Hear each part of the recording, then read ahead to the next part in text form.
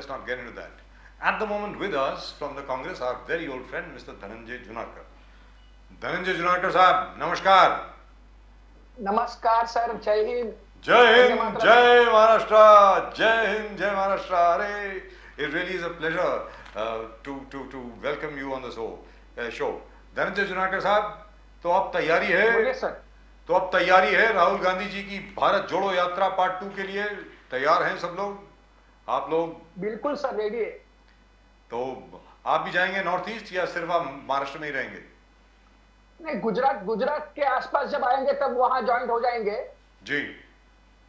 वहां से हम लोग करेंगे, क्योंकि ये तो बहुत जगह जाने वाली है. पूरा नॉर्थ ईस्ट कवर करेंगे, फिर असम जाएंगे, असम से वो जो चिकन्स नेक एरिया सिलीगुड़ी के पास, वहां से फिर नीचे की तरफ आएंगे. जो रूट जो मुझे मालूम पड़ा है, पूरा उत्तर प्रदेश है उसमें, बिहार भी है, उत्तर प्रदेश भी है, फिर आकर के फिर मतलब पूरा सेंट्रल इंडिया क्रॉस करके आखिर में फिर ये गुजरात के पास आएंगे. मतलब जबरदस्त. इस बार तो बहुत डिफिकल्ट है, और रूट जो है वो ज्यादा डिफिकल्ट है इस बार. जो साउथ से नॉर्थ का जो रूट था वो ज्यादा आसान था. ये रूट जो है वो बहुत डिफिकल्ट है, सुनने में ये आया. बिल्कुल सर, बहुत मेहनत है और वातावरण भी चेंजेस है. बिल्कुल आप देखो, अलग अलग प्रदेश में कहीं ठंड ज्यादा रहेगी, कहीं गर्मी ज्यादा रहेगी, बीमार पड़ने के चांसेस ज्यादा रहते हैं नॉर्मल आदमी के, पर वो जो मेहनत करते हैं सर, वो लाजवाब मेहनत है सर. जबरदस्त. तो हर गली, हर गांव, हर शहर में आप बांधेंगे प्यार की दुकान, प्यार और मोहब्बत की दुकान. और इस मोहब्बत की दुकान ने कर्नाटका में, जैसे बजाज साहब बार बार कहते हैं, जिस जिला से राहुल गांधी जी दौरा किया, यू हैव अचीव्ड विक्ट्री. आप जीते हो उस शहर में, उस गांव में, उस गली, उस शहर में आप जीते हो. जोनाकर साहब. बिल्कुल सर, आप देखिए, क्योंकि प्यार की भाषा और प्यार की भावना ही आपको आगे लेके जाएगी. विद्वेष, गुस्सा, अहंकार, ईगो, इससे ये आदमी को थोड़े समय के लिए लगता है कि इसमें हम जीत रहे हैं, पर ये इससे कुछ फायदा होगा नहीं. लॉन्ग टर्म के लिए आपको प्यार से ही जाना पड़ेगा, प्यार की भाषा. और ये भाषा लोगों तक चली गई है, ये बिना शब्द की भाषा है सर. आप सुबह में, हम लोग जब ज्वाइंट हुए थे पहली बार 4 बजे के समय, सुबह 4 बजे हम लोग वहां पहुंचे, तो मुझे लगा था कि 4 बजे अगर मैं वहां पहुंच रहा हूं तो सबसे पहला आदमी शायद मैं ही रहूंगा. पर वहां मैं जाके वहां जब देखा मैंने कि वहां कम से कम 25 से 30 हजार लोग ऑलरेडी खड़े हैं, और औरतें अपने छोटे छोटे बच्चों को कंधे पे लेके, बुढ़े आदमी बेचारे छोटी सी चादर या जो भी है ऐसा शाल आंख के ऊपर लेके वहां इंतजार कर रहे हैं सुबह 4 बजे. आप सोचिए सर, शाम को 4 बजे अगर प्रोग्राम आपको करना है पॉलिटिकल, तो आपको आदमी को, लोगों के कैसे फॉलो करना पड़ता है, कैसे जाके उनको बिठाना पड़ता है, मेहनत करनी पड़ती ग्राउंड लेवल पे. सर यहाँ सुबह के 4 बजे वहां 25 से 30 हजार आदमी स्टार्टिंग पॉइंट पे रहते हैं, और जब चलना शुरू करते हैं वो फिर 50 हजार, 60 हजार, 70 हजार, लाख तक का आंकड़ा वहां चला जाता है. मोदी मीडिया ने ये सब नहीं दिखाया, पर ये सब आंखों से हमने देखा है सर. और इसकी पहली पीढ़ी जब भारत छोड़ो के समय काम कर रही थी, तभी हमारा जन्म भी नहीं हुआ था, तो वो सब चीजों के हम लोग साक्षीदार नहीं बन पाए. तो कम से कम भारत जोड़ो के माध्यम से ऐसा लगता है कि ये ऐसा ही कुछ 50-100 साल पहले हुआ रहेगा. हमारी और आपकी पहली पीढ़ी ब्रिटिशों के साथ कैसे फाइट कर सकती थी, कैसे त्याग करती थी सर, उसका अंदाजा हमको ये यात्रा ने हमको दिखाया सर. लेकिन कर्नाटक में जिस प्रकार आप लोगों ने जीत दर्ज करी है, उसका विश्लेषण अभी तक हो रहा है, हर कोई उसका एनालिसिस कर रहा है. और जो एनालिसिस हम लोगों के सामने आया है वो ये आया है कि क्योंकि कांग्रेस ने व्यक्तिगत परेशानियां जो हैं आज की तारीख में लोगों की, उसके ऊपर फोकस किया, उसके ऊपर अपना ध्यान केंद्रित किया और उनको सुलझाने की बात की. जैसे जो प्रदीप जी बार बार कहते हैं, आपका जो ब्रह्मास्त्र था वो था गैस सिलेंडर 500 रुपए में. सीधी सादी बात है, गैस सिलेंडर 500 रुपए में, 100 यूनिट इलेक्ट्रिसिटी मुफ्त में, महिलाओं के लिए सफर यानी महिलाओं के लिए ट्रैवल फ्री, और उसके अलावा बाकी सब चीजें, मतलब मेडिकल ये वो वगैरह वगैरह. लेकिन इतना जबरदस्त हो गया, और आपकी किस्मत बड़ी अच्छी है. आपकी किस्मत ये अच्छी है कि आम आदमी पार्टी आज की तारीख में बड़ी परेशान है, और उनके जितने आइडिया थे आप सब लोगों ने लागू कर दिए कर्नाटक में, और अब आप लागू कर रहे हैं पूरे देश में. तो आपको क्या लग रहा है कि पूरे देश में ये आइडियाज काम करेंगे क्या? ये कीमतों को लेकर के, अनएम्प्लॉयमेंट को लेकर के वगैरह. हाँ बोलिए सर, बोलिए प्लीज. बिल्कुल सर, ऐसा है. देखिए, जब से देश अपना आजाद हुआ है, भारत को एक वेलफेयर स्टेट है, और हमारे महात्मा गांधी जी सबको यही बोलते थे कि अंत्योदय योजना, मतलब जो आखिरी आदमी है समाज में, वो उसके वहां तक अपने को प्रगति लेके जानी है। जो भी आपका यश है देश का, जो भी शक्ति है, जो भी आपको देश ने कमाया है, वो लास्ट आदमी तक पहुंचना चाहिए, वो अपने को कोशिश करनी है। और आदरणीय मोदी जी 2014 साल से जो जब से आए हैं, अभी आपने जो मुझे 2-3 चीजें गिनाई, उसके आगे की 2-3 चीजें मैं आपको गिनाता हूं सर। एलपीजी 2014 को 410 रुपया था, जो अभी 1103 रुपया है, मतलब 169% की सर वृद्धि हुई है। पेट्रोल 2014 में सर 71 रुपीज था, 2023 में 100 रुपए का हो गया है, 57% की वृद्धि है। डीजल 2014 में 55 रुपए का था, 2023 में 98 रुपीज के आसपास है, उसको 78% उसकी वृद्धि हुई है। वैसे आटा, तेल, दूध सब में 55% से 58% की वृद्धि हुई है। सर जिस प्रकार से जितनी फास्ट और जितने परसेंट की वृद्धि हुई है, उसके हिसाब से सर आपकी और हमारी और आम जनता की कोई इनकम बढ़ नहीं रही। तो आप देखिए कि मैं अगर बड़ी बड़ी बातें करूं, लाखों करोड़ों के प्रोजेक्ट की बात करूं, और ये इतना बड़ा रोड बना दिया मैंने, इतना बड़ा एयरपोर्ट बना दिया, हालांकि वो भी झूठे वादे ही है, क्योंकि वो इनका सब टेक्निक है झूठ बोलने का। तो उसके सामने लोगों को उससे कुछ मिलता नहीं है। आप और हमको जितना भी आप टीवी देख लो, शाम को रात को घर पे अगर आपको खाना बनाना है, सब्जी बनानी है, पहले रोज 2 टाइम सब्जी बनती थी, अभी सर सुबह एक बार सब्जी बन गई तो रात को सब्जी बनाने के पैसे नहीं अपने पास। ये हालत लोगों की हो गई। एक बार गैस सिलेंडर रिफिल किया उज्ज्वला वाले, तो आज तक वापस उन्होंने गैस सिलेंडर वापरना ही छोड़ दिया। कितने लोगों ने तो नदियों में सिलेंडर फेंक डाले सर। तो आप सोचिए कि अगर एक आम आदमी को खाने को नहीं मिल रहा है, उसको नौकरी नहीं मिल रही, वो ट्रैवलिंग नहीं करने के लिए पैसे नहीं, उसके पास ट्रांसपोर्टेशन के पैसे नहीं है, अगर बीमार पड़ा तो उसकी दवाइयां सब महंगी हो गई, अगर किसान का काम कर रहा है तो उसको जो महीना साल का 2000 रुपया लोग ने दिखाने की बात कर रहे हैं, पर वो ट्रैक्टर से लेके जैसे अमोनियम फॉस्फेट 790 रुपया सर थैली के पीछे बढ़ गया। 5-5% आपका ट्रैक्टर से लेके सब में जीएसटी 15-15, 12-12% उन्होंने बढ़ा दिया। तो सर 2000 रुपया देने का और 10,000 रुपया निकालने का, ये जो गरीब के जेब में हाथ डालने की जो इनके आइडिया है, उससे सर लोग परेशान हैं। और धनंजय जुनेरकर साहब, मैं आपको एक चीज बताऊं, हमारे साथ कल संजय टटकरे जी थे एनसीपी के, उन्होंने एक बहुत अच्छी बात बोली, बहुत जबरदस्त बात बोली उन्होंने कहा कि साहब देखिए, ऐसा है कि आज की तारीख में जितने भी आपके पास पैसे हों जेब में, वो सारे खत्म क्यों हो जाते हैं? खत्म इसलिए हो जाते हैं कि पैसे की वैल्यू जो है वो कम आ गई ना, रुपए की जो वैल्यू है वो भी डिवैल्यू हो गई ना। क्योंकि जब मनमोहन सिंह जी थे तब एक डॉलर मतलब हाईएस्ट लेवल पे 65 रुपीज का हो गया था, 65 रुपए का हो गया था 65। आज की तारीख में 82.83 पे जा रहा है ऑन एन एवरेज, मतलब 83 रुपीज, बिटवीन 82 to 83 रुपीज। जिसकी वजह से क्या है कि हर जगह पे कीमतें बहुत ज़्यादा बढ़ गई हैं, हर चीज़ की कीमतें बढ़ गई हैं। आपकी गाड़ी की जो है मतलब सिर्फ डीजल भराने में और पेट्रोल भराने में ही इतनी खपत हो जाती है, इतनी खपत हो जाती है कि मतलब हालत ख़राब हो जाती है। मेरा ये कहना, मैं आपसे एक सवाल पूछता हूँ कि मान लीजिए आप लोग जो हैं ये चुनाव जितने भी है जीत जाते हैं, तो आप इसका मुकाबला कैसे करोगे? क्योंकि आज की तारीख में $1 जो है वो 82.83 का है।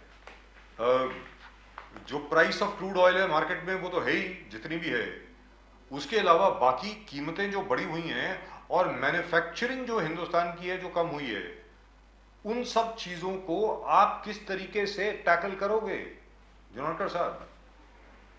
सर आपने देखा होगा मनमोहन सिंह जी के समय पे और जागतिक मंदी के समय पे हमारी हालत इससे भी ज्यादा खराब थी, हमको सोना तक गिरवी रखना पड़ा था। तो ये सर एक बार इन्होंने इतना देश को बीमार कर दिया है, तो 1 सेकंड में सर इंजेक्शन लगा के फटाफट तो रिपेयरिंग नहीं होगा, अपने को मेहनत करनी पड़ेगी। इन्होंने क्या किया है, जो पेट्रोल जब सस्ता हो रहा है, रशिया से अपने को सस्ता मिल रहा है, तो उन्होंने वो बेनिफिट लोगों तक पहुंचाने की कोशिश नहीं की। गैस अगर सस्ता हुआ तो उन्होंने उसको पहुंचाने की कोशिश नहीं की। अगर थोड़ा भी महंगा हो गया तो इन्होंने ताबड़तोड़ उसका महंगा कर दिया। आप सोचिए कि जो जीडीपी के 2.5% कम आर्मी के ऊपर का खर्चा इन्होंने इस टर्म में जीडीपी से 2.5% कम कर दिया है। इस समय पाकिस्तान और चाइना का जिस प्रकार से अपने को तकलीफ है, उस समय अपने को उसको बढ़ाना चाहिए था। तो अगर आप सोचिए हर जगह इन्होंने पैसे में कटौती की है, तो पैसे जा कहां रहे? 2.5 लाख 3 लाख करोड़ रुपए इन्होंने अमीरों के कर्जे लोन माफ कर दिए, किसानों का कोई कर्जा माफ नहीं किया। कितनी बैंक डूब गई, कितने लोग उद्योगपति पैसे लेके वहां से भाग गए, वो रिटर्न नहीं आ रहे। तो इनको सब अपने को पूरा देखना पड़ेगा। जीएसटी भी इन्होंने काफी गलत चीजों पे जीएसटी, दूध, दही, आटा, चावल, कैंसर की जो इमरजेंसी की दवा है सर, उसके ऊपर भी इतनी भयंकर जीएसटी लगा दी। तो सर एक जीने का रास्ता ही आपने गरीब आदमी का बंद कर दिया है। तो ये इससे तो सर अपने को बहुत मेहनत करनी पड़ेगी कि जो जीवनावश्यक 4-5 चीजें हैं और जो जीवनावश्यक आपकी दवाइयां है, एक 15-20 आइटम आपको निश्चित करनी पड़ेगी। उसमें से आपको कि गरीब को जीने के लिए क्या आसान हो सकता है वो आपको करना पड़ेगा। और सर मेरे से ज्यादा तो आप अनुभवी है, आप थोड़ा सा याद कीजिए, आदरणीय प्रमोद महाजन साहब के समय पे ये मुंबई में सर बीएसईएस अपना हुआ करता, बॉम्बे सबर्बन इलेक्ट्रिक सप्लाई। तो सर उस समय जो भी लाइट बिल आता था 15 रुपया, 20 रुपया, 50 रुपया, 100 रुपया, ऐसा लाइट बिल आता था। आप भरो नहीं भरो तो उसको कोई नोटिस, कोई गड़बड़ नहीं थी। पर जब से रिलायंस ने लिया, रिलायंस के बाद अंबानी ने लिया, अडानी ने लिया, तो सर आप देखिए आपका घर बंद भी है या आपका दुकान बंद भी है तो आपको 500 रुपया, 700 रुपया बिल कंटिन्यूअसली आपको आता ही है। आप जो टेलीकॉम का देखिए, मोबाइल का जो डेटा रिचार्ज करते हैं 30 दिन का महीना होता है सर, ये लोग ने 28 दिन 27 दिन का महीना कर दिया। वो 2-2, 3-3 दिन सब महीने के काट के उसने और 13वां महीना कैलेंडर में पैदा कर दिया। तो ये सब जो चीजें गरीबों के बेनिफिट की थी, ये छोटी छोटी चीजें भी अगर आप दुरुस्त करते हैं सर तो उसको बहुत बेनिफिट लोगों को होगा। और टैक्स इतना जो किया है सर, ये इतने टैक्स की कोई जरूरत नहीं है क्योंकि आपका इनकम गरीबों के लिए कल्याणकारी। यहाँ पर एक मिनट, मुझे जुनेकर साहब आपको रोकना पड़ेगा। Like we just got the news that the wrestlers have been persuaded, Pradeep ji, not to immerse their medals in the Ganga by Naresh Tikait.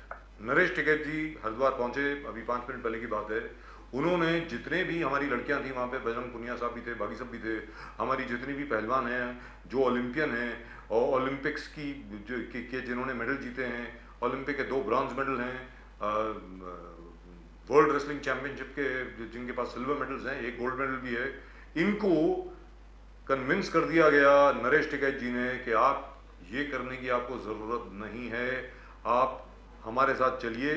तो वो मान गई हैं Pradeep ji, and they've given the government a 5-day very deadline. sane thing to perform. I mean, so throwing the medals in the That is stupid. gauges, I mean, it doesn't make sense. As long you need to convince the government, and if somebody is And also, by the way, the medals, by the way, which also Naresh Tikait explained to them, कि ये आप भारत के लिए जीत के लाए ना, ये आपकी अपनी व्यक्तिगत प्रॉपर्टी तो नहीं है, तो आप इसको गंगा के अंदर आप इसको मत मतलब समाने दीजिए, आप चलिए।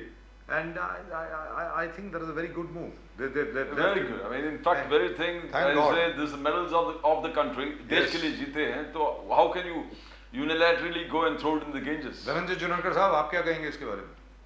सर बहुत अच्छी न्यूज आपने सुनाई सर, बहुत अच्छी न्यूज सुनाई। जब से दोपहर से सर मैं हम लोग को परेशानी, दिल में परेशानी हो रही थी, ये न्यूज सुनी थी कि ऐसा कर रहे हैं सर। एक देश प्रेम रखने वाला हर आदमी सर, इतनी वेदना होती है। मैं भी एक लड़की का बाप हूँ, अपने को कैसी वेदना होती है कि एक लड़की बेचारी इतनी मेहनत करती है। और आप सर बहुत आप अभ्यास करते हो, आप देखिए सर, गरीब की बेटी है ना, वो ये कबड्डी हो, ये पहलवानी हो, इसके अंदर गरीब की बेटी, गरीब किसान की बेटी जाती है सर। अमीरों के बेटी जो रहते हैं ना सर, वो ये मारा मारी वाले में और जिसमें आपका शरीर को हानि हो सके ऐसे खेल में नहीं जाते। वो लोग क्रिकेट खेलने में चले जाते हैं, तीरंदाजी में चले जाते हैं, निशानेबाजी में चले जाते हैं, लॉन्ग टेनिस में चले जाते हैं। ये गरीबों का खेल है सर। इन्होंने ऐसे क्षेत्र में से वो लोग आए, गरीब में से कोई उनको सिखाने वाला नहीं, पढ़ाने वाला नहीं, कहां से स्ट्रगल करके सर वहां तक पहुंच गए। और उन्होंने जो एफिडेविट में लिख के दिया है, ये सुनने के बाद, ये पढ़ने के बाद सर, अगर एक लड़की का बाप है आप, या एक साधारण कायदा पालने वाला भी इंसान है आप सर, आपका खून खौल उठेगा सर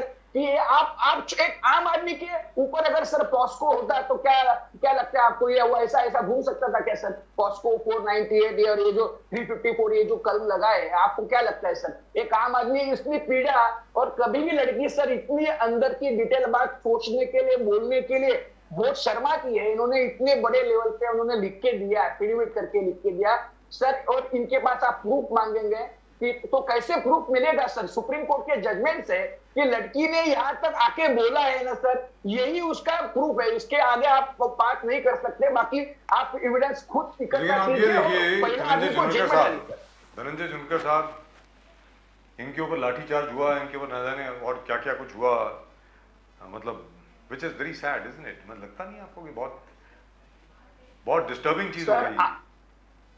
सर आप ये सोचिए, जो जब भी आप आज की तारीख में अगर हम लोग 100, 150, 200 साल पुराने ब्रिटिशों के अत्याचारों के बारे में जब बात करते हैं कि कैसे लोग शहीद हुए होंगे, आप इतिहास पढ़ते तो आपको गुस्सा आता है। ये जो कल का जो उनका हुआ ना सर, कि एक नए संसद का उद्घाटन करने के लिए उनको राजधानी सील करनी पड़ रही है। विपक्ष नहीं, आदिवासी का कोई राष्ट्रपति नहीं, कोई उपराष्ट्रपति नहीं, भूमि पूजन के समय भी वहां दलित राष्ट्रपति है वो नहीं। तो आप सोचिए कि ये, और जिस प्रकार से वो सब कर रहे हैं, और हर चैनल वहां का जो भी गोदी मीडिया चैनल है वो दिखा रहा है, एक एक छोटे छोटे विधि दिखा रहा है, जिस प्रकार से वो नमस्कार कर रहे, ड्रामा कर रहे, वो सब पूरे विश्व को दिखाने की कोशिश कर रहा है। और उसी समय ये हमारी महिला पहलवान लड़कियां जो देश के लिए मेहनत करके पसीना ये करके भाग के उन्होंने ये चीज लाई, वो लोग रास्ते पे से उनको खींचा जा रहा है, पुलिस वैन में उठा के डाल रही है, लाठियां मार रही है। एक तो फोटो सर हमने ये देखा है कि वो उसके मुंह के ऊपर, गाल के ऊपर पुलिस ऑफिसर का शूज वाला पांव है सर, ये फोटो भी हमने देखा हुआ है। और ये देख के बाद अपने को सर, क्या आप अपनी बच्ची को इस प्रकार के खेल के लिए भेजेंगे क्या सर? कि एक किस प्रकार का ये आदमी है, किस प्रकार के ये बाहुबली है, इनके हाथ में इतनी बड़ी ओलंपिक की सत्ता, इतना बड़ा फेडरेशन, इतना बड़ा संगठन दे दिया है। और 2-3 अगर इनको जेल में जाते समय अगर 2-3 एमपी की सीट्स के ऊपर अगर कोई प्रभाव गिरता है, तो 2-3 एमपी की चीजों के वो सीट के लालच में मोदी जी लड़कियों का सुनने को तैयार नहीं, छोटी छोटी चीजों में ट्वीट करने वाले मोदी जी वहां। और सत्यपाल मलिक का जी का आपने सुना हुआ, वो भी याद आ गया। सत्यपाल मलिक जी ने कहा था उनको कि जो किसानों के आंदोलन में 700 किसान शहीद हो गए, तो उन्होंने कहा था वो क्या मेरे लिए मरे हैं क्या? तो वैसा ही उन्होंने इस समय भी किया है कि ये गोल्ड मेडल लाने वाली लड़कियां ये किसके लिए लाती है? क्या देश के लिए लाती है? विश्व गुरु अपने आप को बोलते हैं, विश्व गुरु का सच्ची विश्व गुरु और सच्चे आपके लड़कियां है सर।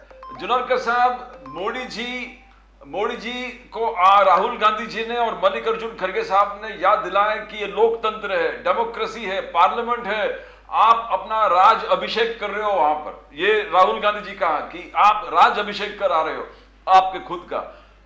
आपने उनको, बीजेपी को समझा दिया कि price rise, inflation, unemployment, farmers double income, और मल्लिकार्जुन खड़गे बेटी बचाओ, इस चीज पे बीजेपी फेल है। मगर बीजेपी कह रहा है कि इतना लंबा लिस्ट है। नंबर 1 कैलाश सेंगोल को कांग्रेस ने वॉकिंग स्टिक बना दिया, ये सिंगोल का अपमान है। और फिर जो इकोनॉमिक रिपोर्ट कार्ड है 9 साल का, वो पढ़ते बहुत, जिस प्रकार से बीजेपी प्रेजेंट करे, it's a fantastic report card.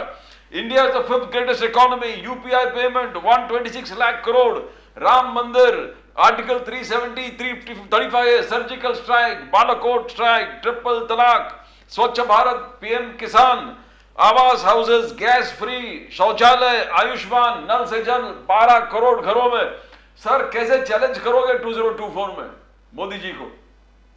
Sir Modi ji के पास जो इवेंट मैनेजमेंट की व्यवस्था है, अगर उसमें वो ऐसा भी दिखाएंगे कि अगर आप अभी मरते हो तो आपको इतनी सुंदर एम्बुलेंस में लेके जाएंगे और इतने सुंदर चंदन के लकड़े में आपको जलाएंगे, आपको मरने का दिल करेगा सर। आपको ऐसी प्रकार की इवेंट मैनेजमेंट की उनकी व्यवस्था है।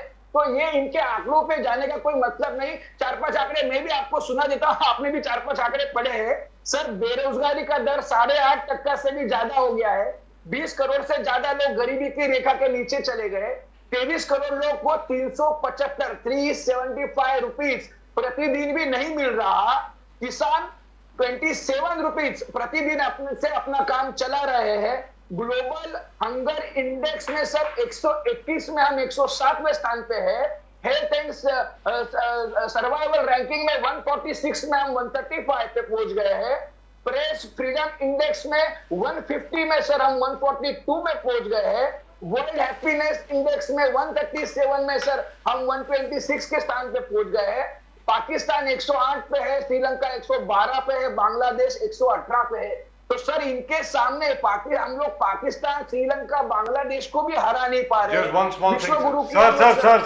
धनंजय जुनेकर साहब, जिस वर्ल्ड हंगर इंडेक्स की जो आप बात कर रहे हैं, वो एक स्विट्जरलैंड की एक फर्म है जिसने ये पूरा सर्वे कैरी किया था, और उसने सिर्फ टेलीफोन के ऊपर 300 लोगों से बात करके ये सर्वे पब्लिश किया है। तो ये वर्ल्ड हंगर इंडेक्स का कोई मतलब नहीं बनता। कृपा करके ये वाला जो वर्ल्ड हंगर इंडेक्स है, जिसमें अफगानिस्तान एंड पाकिस्तान और अबव, पाकिस्तान में आटे के ऊपर दंगे हो रहे हैं, लोग मर रहे हैं, आप किसकी बात कर रहे हैं सर? मैं मानता हूं सर मैं मानता हूं कीमतें बढ़ी हैं, मैं मानता हूं बेरोजगारी है, मैं मानता हूं ट्रेड और कॉमर्स का जहां तक प्रश्न है हम लोग थोड़े से नीचे आए हैं, लेकिन ये वर्ल्ड हंगर इंडेक्स जो है that has been proven to be a total fraud. Let's not get into that sir. जी जुनकर साहब। सर 2018 से 2022 तक 10 लाख करोड़ का उनके उद्योगपति दोस्तों का कर्जा माफ हो गया सर। उसके बाद में खाद पे 5%, ट्रैक्टर पे 12% और जंतुनाशक जैसे कीटनाशक बोलते हैं 18% उसका जीएसटी है सर। उद्योगपतियों को 2.5 लाख करोड़ का कर्जा देकर बैंकों को मुसीबत में लेके आ गए सर। और दूध, दही, आटा, चावल, गैस, इसके ऊपर आपका जीएसटी लग गया। नोटबंदी के बाद आपको जो बोला गया था कि सर आप देखिए कि आपका आतंकवाद खत्म हो जाएगा और बहुत कुछ बेहतरीन हो जाएगी आपकी लाइफ, पर वो कुछ कर नहीं पाए सर। 7 साल में 2000 रुपए की नोट उनको वापस लेनी पड़ी। वो लाने का रीजन भी उनको मालूम नहीं है। अगर वो नोट लाए हैं तो भी वो मास्टर स्ट्रोक है, वो नोट वापस लेके गए तो भी मास्टर स्ट्रोक है। मतलब सर अभी इसके ऊपर आप कुछ भी करेंगे वो मास्टर स्ट्रोक के लोग मर रहे हैं। आपने कोरोना में देखा मिसमैनेजमेंट से 40 लाख लोग मर गए, तब भी ये सेंट्रल विस्टा के पीछे पड़े थे। सेंट्रल विस्टा कि इनको क्या लगता है कि मेरे बाद मेरे को लोग याद करने चाहिए, पर अच्छे चीज के लिए याद नहीं करेंगे। अगर याद किया भी तो सर इनको अच्छे चीज के लिए कोई याद नहीं करेगा सर। जुनेकर साहब, राहुल गांधी जी आज भी ट्वीट किए वही बात की है कि कैसे वो गरीब ट्रकर्स के साथ रूबरू हुए। वो खुद ट्रक चलाते चलाते दिल्ली से चंडीगढ़ लोगों से, जो ट्रकर्स है, उन्होंने ट्रकर्स के वेदना को सामने लाया। उन्हें बोले किस प्रकार से पूरे देश में यही ट्रकर्स सामान पहुंचाते हैं, हर चीज चलाते हैं, गाड़ी ट्रांसपोर्टेशन करते हैं। I am with them. Rahul Gandhi ji ये दिखाना चाहता था कि 9 साल में मोदी जी कभी गरीब, पुअर, डाउन ट्रॉडन लोगों से रूबरू नहीं हुआ, मगर राहुल गांधी जी सब जगह पहुंच गए। गरीब से गरीब के आंसू पहुंचाना, जोड़ो यात्रा में हर वर्ग के साथ मिलना, घूमना फिरना, उनके समस्याओं को समझना, ये हाईलाइट किया उन्होंने। बट स्मृति ईरानी वहीं पर हाईलाइट कर दिया कि देखो अमेठी में अगर आप इतने काम कर लेता तो मैं वहां पर विराजमान नहीं होता और आपको वहां से भागना नहीं पड़ता। स्मृति ईरानी कहती है कि when I took over Amethi, 80% of Amethi में लाइट नहीं था, इलेक्ट्रिसिटी नहीं था, there was no proper colleges, there was no proper schools, there was no proper basic health facilities वहां पर नहीं था। उन्होंने दिखा दिया कि Rahul Gandhi Amethi from so long कुछ काम नहीं किए, जहां करना चाहिए था कुछ काम नहीं कर रहा, सिर्फ शोबाजी कर रहा है, लोगों से मिलना नहीं, लोगों से काम कभी होता नहीं। तो how do you see that? Because आपका अच्छा काम को जिस प्रकार से स्मृति ईरानी और बीजेपी तहस नहस करके लोगों के सामने प्रोजेक्ट कर रहा है। जोनकर साहब। सर ऐसा है कि जब एक लोकल एमपी पूरे देश के लिए मेहनत करता है तो कहीं ना कहीं थोड़ी सी चीजें अगर एक हाथ कॉन्स्टिट्यूशन में कम ज्यादा अपनी हो सकती है। और हमेशा ये प्रोसेस है सर प्रोग्रेस की कि आपके बाद कोई नया आदमी आएगा तो उसको अपनी मेहनत करके उसको देश को आगे लेके जाना है, वो कॉन्स्टिट्यूंसी को आगे लेके जाना है। अगर आप राहुल गांधी पे अगर क्रिटिसिज्म कर सकते हैं पर्टिकुलर एक कॉन्स्टिट्यूंसी के लिए, तो आप गुजरात मॉडल को भी देखिए ना सर कि गुजरात मॉडल पे जब 2014 के समय मोदी जी आए तो कितना कर्जा था। मोदी जी वहां 14 साल सीएम रहे, उसके बाद कितना कर्जा रहा। मोदी जी 2014 के बाद देश में सेंट्रल में आए, उसके बाद से लेकर 2023 तक आज की तारीख में भी गुजरात का सीएम है, नामधारी सीएम है, वो उसको कुछ काम है नहीं। जो भी है सब सेंट्रल गवर्नमेंट से आदरणीय मोदी जी और आदरणीय अमित शाह जी के माध्यम से ये चीजें हो रही है। तो आज 3.5 लाख करोड़ के आसपास का कर्जा हो गया। तो डेवलपमेंट नहीं है सर। जुनारकर साहब, तो क्या राहुल गांधी जी आपके मुताबिक एक बार फिर अमेठी से चुनाव लड़ेंगे? नहीं सर, मैं छोटा कार्यकर्ता हूँ, उतनी बड़ी उनकी जो निर्णय की जो है वो चीज अभी तक मुझे खुद को मालूम नहीं, इसके लिए मैं उसके ऊपर कमेंट नहीं कर सकता, उतना बड़ा आदमी नहीं हूं मैं। लेकिन अगर उनको लगता है सही अगर वहां होना चाहिए तो वो करेंगे। और वहां की मैं ये भी आपको दिखाना चाहता हूँ सर कि आप ये देखिए कि पूरे देश में मैक्सिमम लोग धर्म के नाम के ऊपर और इनकी जो एक अच्छी मार्केटिंग और एड के अंदर वो फंस गए। तो वैसे ही लोग अमेठी में भी बेचारे वैसे ही लोग हैं, वो आप और मेरे जैसे ही लोग हैं, वो लोग भी थोड़े से फंस गए। लेकिन अभी वो लोग समझ में आ रहे हैं उनको कि गलत आदमी अपने को दिखाया और गलत सपने दिखाया।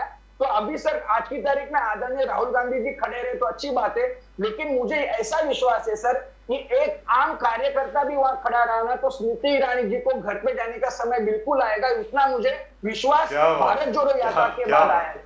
धनंजय जुनारकर जी, थैंक यू वेरी मच। बहुत मजा आता है आपसे बात करके। So nice of you. आपका उत्साह देख करके और जिस सिंसेरिटी के साथ, ईमानदारी के साथ आप बात करते हैं, मजा आ जाता है बिल्कुल आपके साथ बात करके। नमस्कार। नमस्कार और वंदे बिल्कुल मातरम। सर, वंदे मातरम। और आप दोनों को मेरे दिल से नमस्कार sir. Thank you sir. Thank you very much. Really wonderful talking to you. Really wonderful. Thank you sir. Well, so some good news. We were speculating.